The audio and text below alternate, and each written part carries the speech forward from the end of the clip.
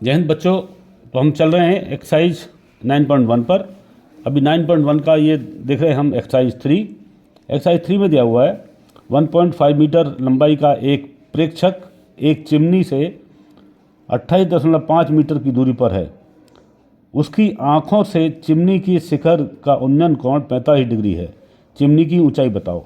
यानी कोई प्रेक्षक है देखने वाला, वो खड़ा हुआ है और उसकी लंबाई कितनी है 1.5 मीटर, और वो देख रहा है चिमनी, कोई चिमनी खड़ी हुई है, ए क्यू चिमनी है, उसके शिखर को देखता है। तो वहाँ से क्या बढ़ रहा है, उसकी आई साइड से, यानी जो आँखों के जो लेवल है उससे कितना कोण बन रहा है 45 डिग्री का।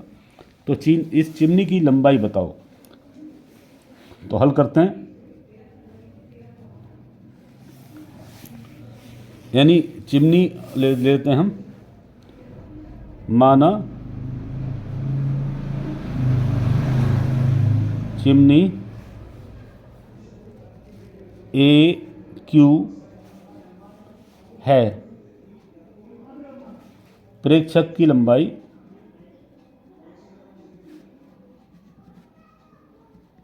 बराबर कितना है 1.5 मीटर।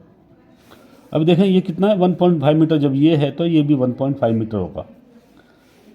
तब इसकी चीनी की लंबाई कितनी होगी। मैं चीनी की जो लंबाई है उसको अभी आप देखिए,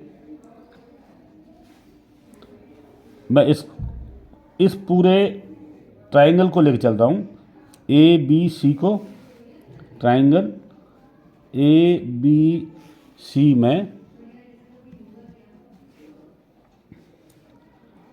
1045 डिग्री बराबर, क्योंकि मुझे मालूम करना है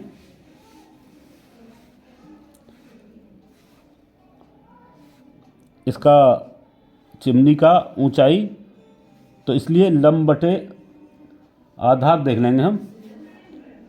तो एन 1045 क्या होता है, लंब बटे आधार, और ये बराबर कितना है 45 का वैल्यू कितना होता है 1, और 1 बराबर होगा लंब, हमको पता नहीं है, लंब है ए सी इस ट्रायंगल का, बटे 28.5। जब ये 28.5 है तो ये भी कितना होगा 28.5 मीटर होगा। तो इसको क्रॉस मल्टीप्लाई करते हैं। अब ए सी का 1 में किया तो क्या आया, ए सी आया। ए सी बराबर कितना हो गया 28.5। ए सी कितना हो गया 28.5। तो अभी देखें आप, ये वाला कितना हो गया 28.5 मीटर। तो चिमनी की लंबाई कितनी होगी,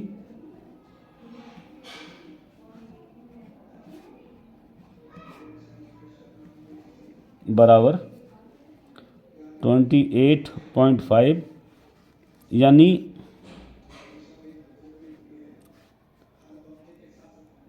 ए सी प्लस सी क्यू, और सी क्यू कितना है आपका 1.5। टोटल हो गया ये 30 मीटर, और यही हुई चिमनी की ऊंचाई, और ये हुआ आपका आंसर। तो इसके बाद चलते हैं हम एक्सरसाइज 4 पर। एक्सरसाइज 4 में दिया हुआ है भूमि के एक बिंदु P से एक 10 मीटर ऊंचे भवन के शिखर का उन्नयन कोण। कोई 10 मीटर ऊंचा ये भवन है, ये हॉरिजॉन्टल प्लेस से, यानी ज़मीन सतह से 10 मीटर ऊंचा एक भवन है, वहाँ से इसका उन्नयन कोण कितना बन रहा है 30 डिग्री का। भवन के शिखर पर एक ध्वज लगाया गया, ये कोई ध्वज है लगाया हुआ है। P से ध्वज का उन्नयन कोण, यानी P पॉइंट P है, इससे ध्वज का उन्नयन कोण कितना है 45 डिग्री का है। ध्वज दंड की लंबाई और P बिंदु से भवन की दूरी ज्ञात करो। यानी P पॉइंट से भवन की दूरी ज्ञात करो और ध्वज की लंबाई बताओ। तो इसमें आप देख रहे हैं, इसमें दो कोण बन रहे हैं, एक एम पी क्यू और आर पी क्यू, दो इसमें त्रिभुज बन रहे हैं, तो उनको हम देंगे। पहला हम चलते हैं tan 30 डिग्री, यानी त्रिभुज पी क्यू एम में, कौन से में, पी क्यू एम, इस त्रिभुज में चलते हैं जिसमें ये कोण क्या है, 90 डिग्री का है, और ये दोनों के लिए 90 डिग्री है। पी क्यू एम में tan 30 डिग्री बराबर क्या होगा, लंब बटे आधार। लंब दिया हुआ इसका 10, आधार पी क्यू है, तो tan 30 की वैल्यू क्या है, 1/√3 बराबर कितना होगा, लंब कितना 10 और आधार कितना दिया हुआ है, पी क्यू दिया हुआ आपका। इसको अभी क्रॉस मल्टीप्लाई करते हैं, तो एक में पी क्यू का गया तो कितना हुआ, पी क्यू ही आया, बराबर होगा 10√3, यानी ये पी क्यू बराबर हुआ 10√3, तो पी क्यू कितना हो गया, 10√3। ठीक है, तो अभी हम देखते हैं दूसरा वाला ट्रायंगल। त्रिभुज आर पी क्यू में, आर पी क्यू में ये वाला बड़ा वाला त्रिभुज देखते हैं। आर पी क्यू में tan 45 डिग्री, यानी यहाँ से ये पॉइंट से लेकर इस पॉइंट तक जो धरातल तक ये बन रहा है 45 डिग्री का एंगल बन रहा है। tan 45 डिग्री बराबर क्या होगा, लंब बटे आधार, और लंब क्या है आर क्यू, ये लंब है पूरा, आर क्यू बटे पी क्यू।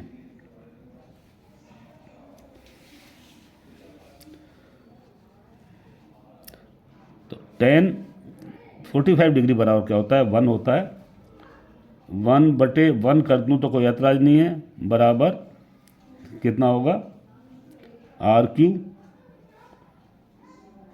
बटे पी क्यू, और ये बराबर कितना हो गया, पी क्यू कितना दिया हुआ है, 10√3, यानी 1 =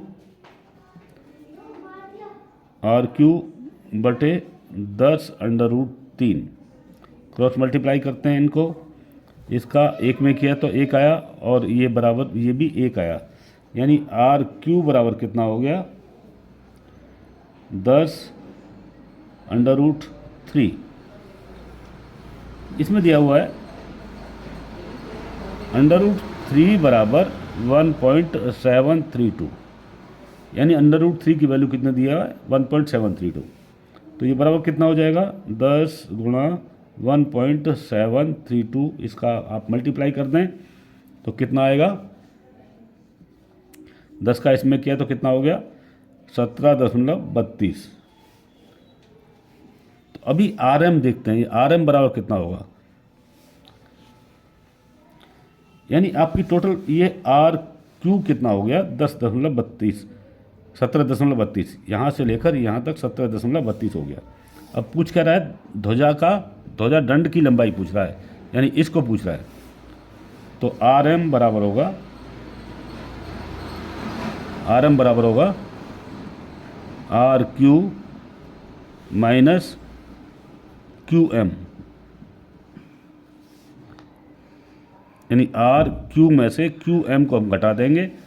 आर क्यू कितना है आपका, 17.32 माइनस 10, घटाने के बाद कितना बच गया आपका, 7.32, और ये हुआ मीटर, यानी आप लिख सकते हैं ध्वज दंड